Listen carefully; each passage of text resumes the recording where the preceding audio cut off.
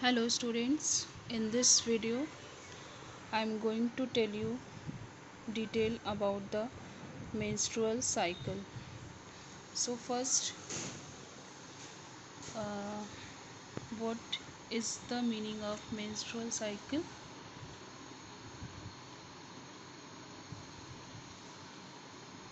Menstrual cycle, this is also called as human ovarian cycle. So it is the regular recurring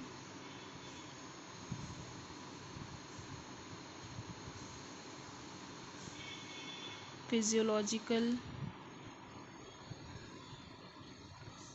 changes found in human females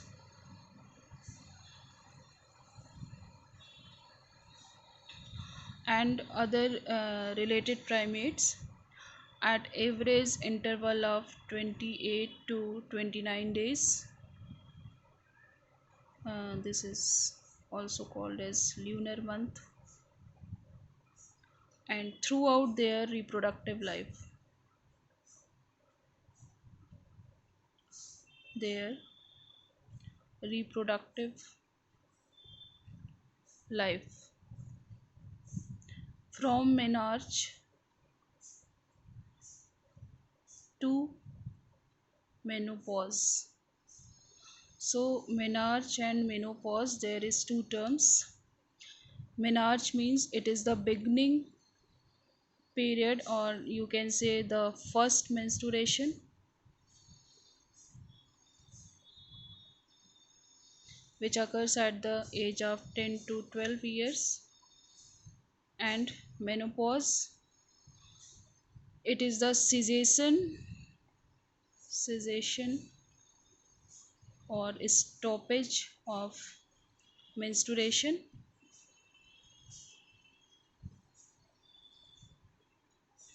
which occur at the age of 45 to 50 years. So menstrual cycle is characterized by vaginal discharge,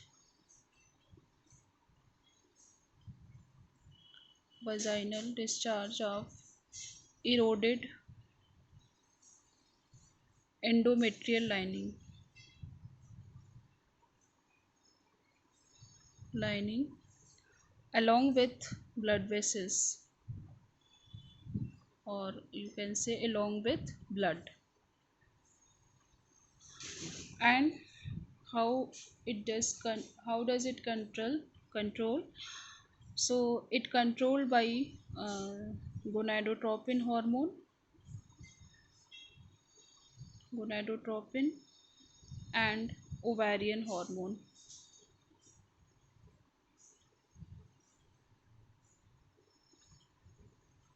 So gonadotropin hormones and ovarian hormones. So gonadotropin hormone, that is FSH and LH, and ovarian hormone, that is estrogens and progesterone.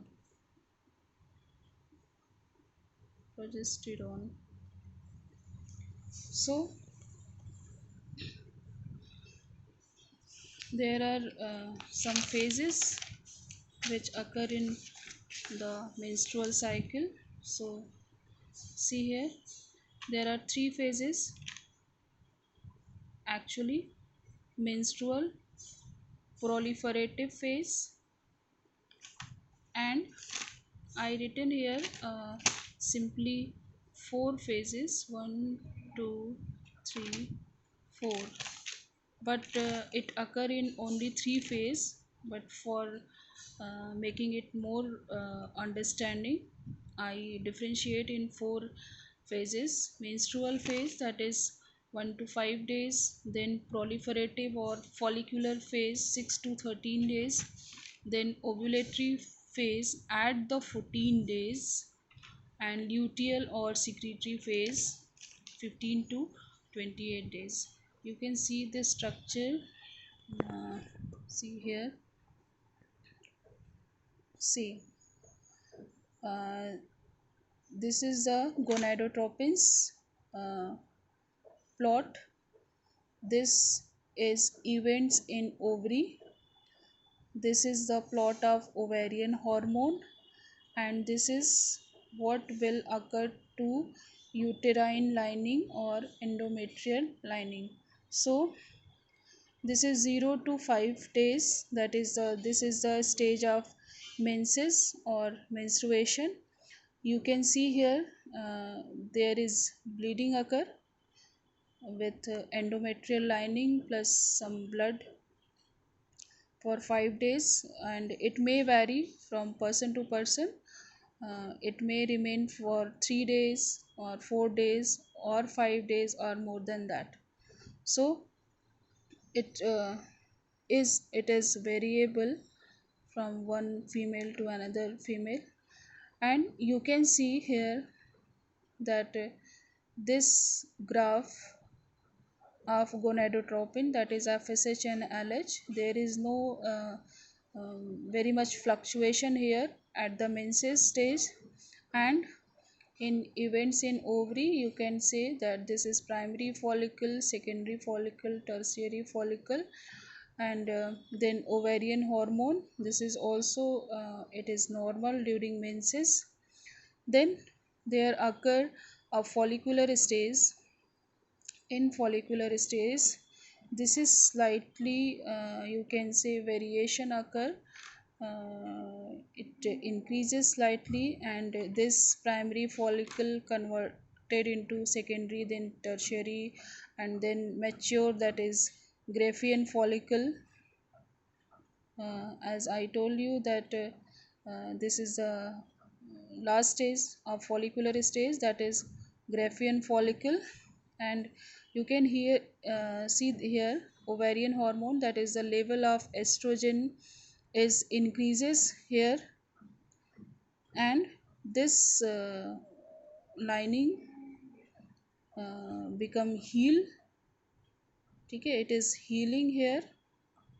So but at the 14th days here, at the 14th day, you can see there is a point when luteinizing hormone shows its maximum plot, maximum increase, and this is called as LH surge. It is mentioned in your NCRT book that this is called as LH surge. At the 14th day, ovulation occur. You can see here this is ruptured, and this follicle ruptured and form this is, it releases an ovum. This is structure of an ovum, see here. And this estrogen level also increases.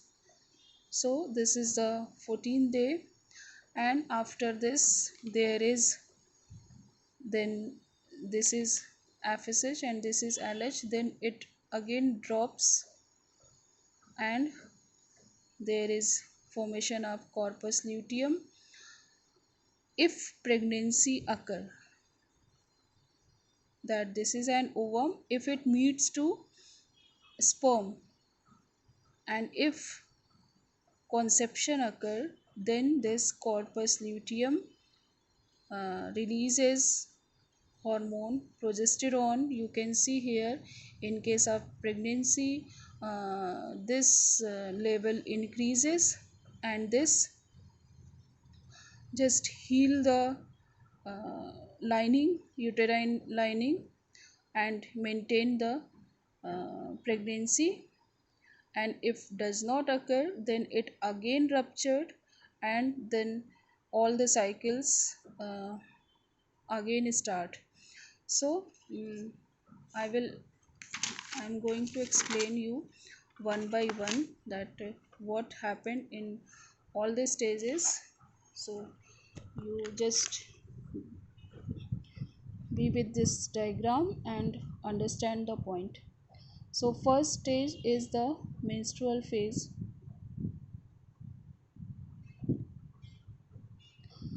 This is also called as menses or bleeding. phase. So it is the first phase of sexual cycle of human females, which last for 3 to 5 days. As I told you that it is variable, and during this period the stratum functionalis, point to be remembered, stratum functionalis, this is also called functional layer of female genital tract, mostly of uterus, is cast off means girna, cast off and slowly passed out from the vagina as a mixture of blood plus serous fluid and some mucosal fragments along with blood. And the quantity of blood is 75 to 100 ml. This is also variable, and the blood does not clot inside the genital tract due to presence of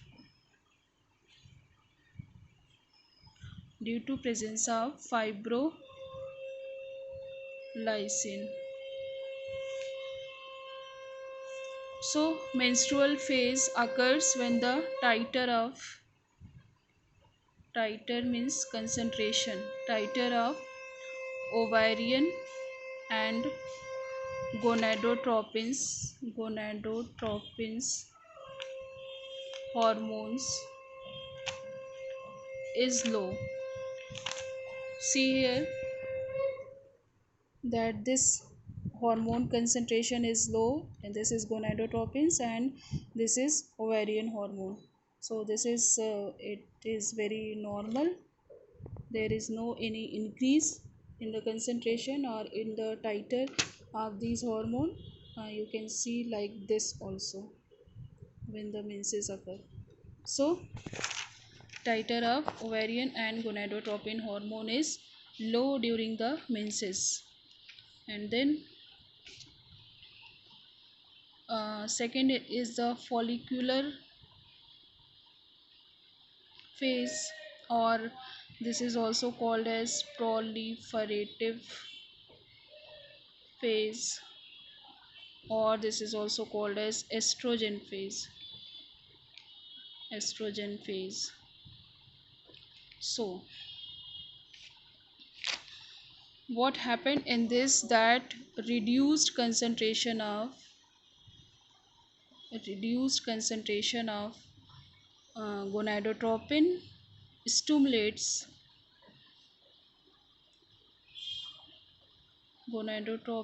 it stimulates the hypothalamus to produce, stimulate whom, the hypothalamus to secrete GnRH, gonadotropin releasing hormone. And what it does, it activates anterior pituitary to produce gonadotropins, and in the presence of FSH, that is follicle stimulating hormone, 6 to 12 ovarian follicles become enlarged. 6 to 12 ovarian follicles become enlarged through proliferation of their granulosa cells. I explained you earlier in oogenesis also, proliferation of granulosa cells. This same I explained you in there in oogenesis. So there is addition of more thecal wall, which and there is also formation of antrum. See here in this diagram, more thecal wall, more granulosa cell, more thecal wall, more development of outer covering, and there is another development of an antrum cavity inside here, inside the center. And this, the growing of granulosa cells secrete estrogen and a small quantity of inhibin. This also I explained earlier. So after about a week of development, only one ovarian follicle continues growth while the rest begin to degenerate. So the functional follicle is called as mature follicle or called as Graafian follicle, and in the presence of both FSH and LH, FSH and estrogen. So I'm explaining you again that the functional, this mature Graafian follicle is called Graafian follicle, and in the presence of both FSH and estrogen, see here this activity, FSH and estrogen, granulosa cells develop LH receptors. In presence of FSH and estrogen, this cell develops LH receptors. So during this proliferative phase, the stratum functionalis of endometrium is built up again, as I told you that they heal themselves, and this healing of this stratum functionalis of endometrium is built up by another layer that is called as stratum basalis. This is meant for healing of that stratum functionalis of endometrium which was ruptured during menstruation. So immediately after the stoppage of menstruation, the first 2 days recovery phase or proliferative phases are used up in the repair of ruptured blood vessels. See here, this is the menses period and now they start healing. So repair of ruptured blood vessels, and this is called as recovery phase also, and it is followed by the growth and thickening of the endometrium. It occurs between 7 to 9 days. Growth and thickening of the endometrial lining for the next 7 to 9 days. Point to be remembered. First 2 recovery phase after menstruation, 2 days for recovery, and then a repair of ruptured blood vessels occur, and then growth and thickening of the endometrial lining for next 7 to 9 days. So new blood capillaries develop, and uterine glands elongated and get coiled. That's why you can see this type of diagram here. And oviduct develops, oviduct or fallopian tube develops, so many cilia there, and cervix develops some mucus strings which forms a channel to guide the sperm. As you know that cervix secrete mucus which guides the entry of sperm there, and muscles of genital tract become more active. So these events occur during this period, and what occur towards the end of the proliferative phase, the endometrial uh, lining become almost about 3 millimeter thick. By this time there is increased binding of LH2 granulosa cells, so high level of both LH and estrogen. See here, just see here, LH and estrogen. See here, I just drawn a line there to correlate their function. So High level of both LH and estrogen cause rapid growth of Graafian follicle and elongation of corona cells, so that the attachment between corona and rest of the follicular cells weakens. Corona cells is here in the ovum. So Graafian follicle rises to the surface of ovary and uh, it ruptures it. This get ruptured and the ovum surrounded by corona radiata. uh, you can see this diagram also here. This is corona radiata. This is animal pole, polar body, nucleus, cortical granules, zona pellucida. See this layer. This one is important. This one is important. And this perivitelline space, plasma membrane, plus vegetal pole. So this structure is important. This is zona pellucida layer. See this outermost, and then corona radiata. So this, that's why I drawn it here. This is structure of an ovum. So so this process is called ovulation. That it follicle get ruptures and releases an ovum at the very 14th day.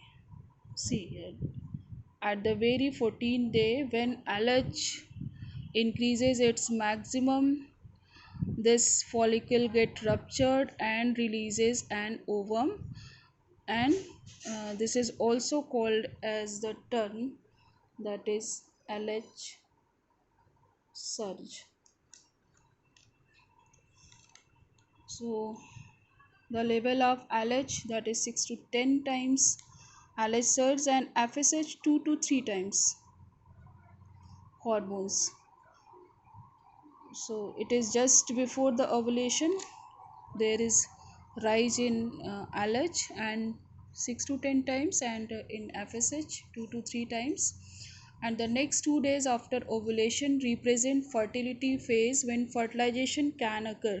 So you can say that the 15th and 16th days are the fertility phase after ovulation. This uh, ovulation occur at the 14 days. Ovulation, and the 15th and 16th days, you can say these are the fertility phase, when fertilization can occur. So see in this diagram. And the last one is the luteal. Last one is the luteal or secretory phase. This is also called as progesterone phase.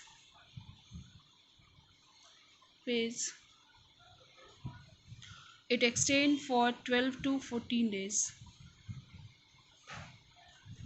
The phase begins after the occurrence of ovulation, and there are two types of changes. Agar you can see here, there is two diagram. Here the level of, see again it somewhat start dropping. See the level of progesterone increases, and see the thickening of uterine wall. So there is another two diagram, that is corpus luteum and corpus albicans. This is called, this is yellow in color, this is white. So what it shows, so there is two changes. First is corpus luteum. So under the influence of LH, the empty Graafian follicle continue growth, and the follicular cells are converted into another luteal cells by deposition of lipids yellowish lipid, and this Graafian follicle is now called as corpus luteum. It secretes large quantity of progesterone. What is the function of corpus luteum? It secretes large quantity of progesterone hormone. This is mainly progesterone, and a small quantity of this is more, and a small quantity of estrogen and inhibin.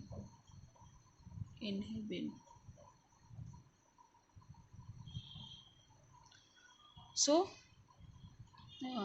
this is called as pregnancy hormone. And what about the endometrium? So both LH and progesterone help in further growth and thickening of endometrium.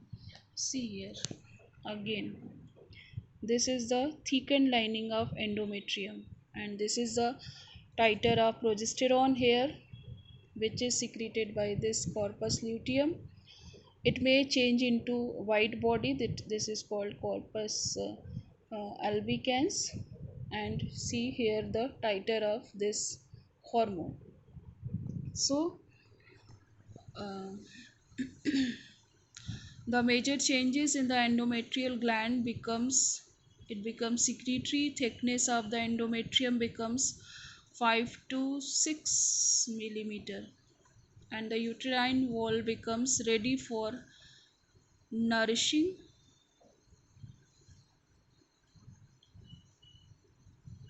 and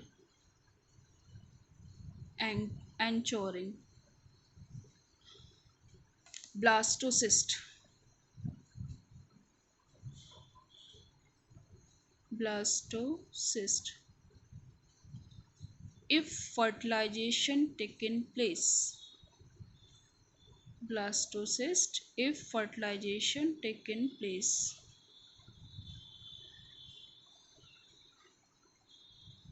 Because this blastocyst get implanted at the uterine wall if fertilization takes place. As I am just telling you in very short that sperm and ova meet, form zygote will form embryo, and this embryo repeatedly divide, and at this stage of they go for morula blastula, and at the stage of blastocyst it get transplanted at uterine lining or uterus, and this is you called as that now the woman is pregnant, or this is called conception.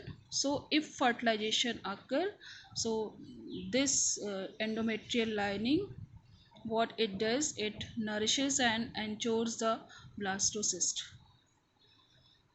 So so this all occur when fertilization takes place. Progesterone inhibits uterine movements as well as proliferation of new ovarian follicles. So this progesterone is very much important. That's why it is called as pregnancy hormone, because it maintains all the needs of that particular place. It inhibits uterine movement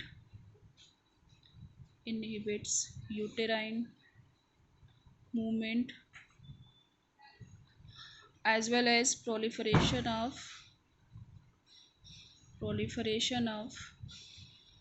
any new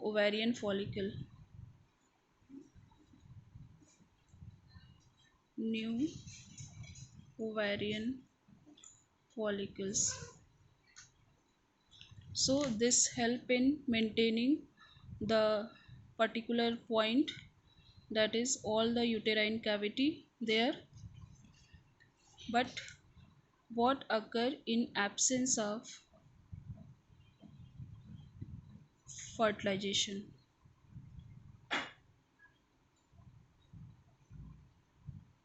So what if fertilization does not occur?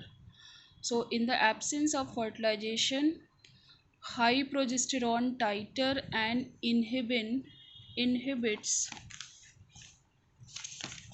GnRH production. High titer of progesterone and inhibin inhibits GnRH production. GnRH production from hypothalamus,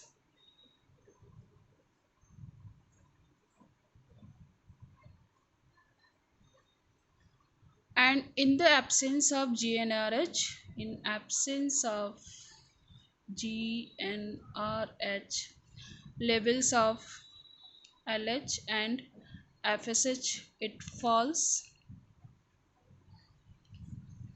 it get decreases, and reduced availability of LH result in reduced secretion of progesterone. So decreased production of LH, so decreased production of progesterone,